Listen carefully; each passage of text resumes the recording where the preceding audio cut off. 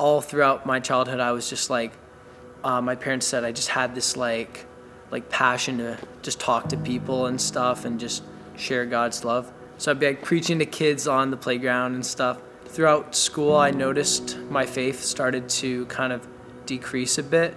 I was just not really feeling like a closest to God. I felt like my life was kind of dipping into a hole. Wasn't making the best choices. I suffered with addictions and stuff. Life was hard for the next kind of year. Moving up to Vernon, then I made some amazing friends.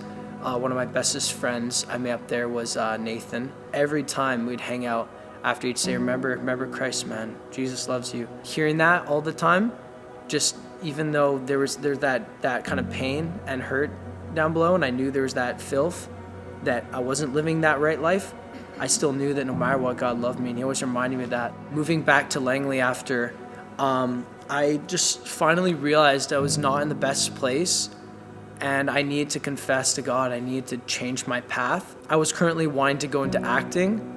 I've always loved to be energetic, be around people. I love doing impressions. Yeah, I can do the job, all this stuff. But as I started to get closer to God, and I really started confessing and changing my life, I started noticing that maybe that wasn't his best plan for me.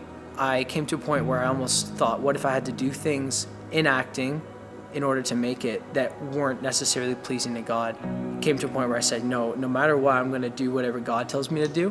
One day, I was at my grandma's house. They were talking, they said that they think I would make a really good youth pastor. Something really touched deep down inside that God was calling me. So I started praying the next few weeks. He showed me that that's what he wanted me to do. I had to almost let go of that passion. I wanted to go into acting and stuff. And I said, you know what? I love it. I have, all these desires to do it, but maybe it's not your plan. And if it's not, I'm allowing you to take over my life now. So I just fully gave my life to God. And that was around the same time I started going to young adults here. The past 5 months have been so much of a change just from that to that in my faith. And I'm just I need to get as close to God as possible. I just need to fully commit my life to him. I helped out as a youth leader now. I prayed about it a lot, and this September I'll be going to Columbia Bible College. I'm getting baptized because I know God's love is agape love for me. It's something that we can just never, ever compare in our minds. And he loves me so much and has a plan for me. And I want to fully commit my life to him and show everyone that I want to commit to Jesus. So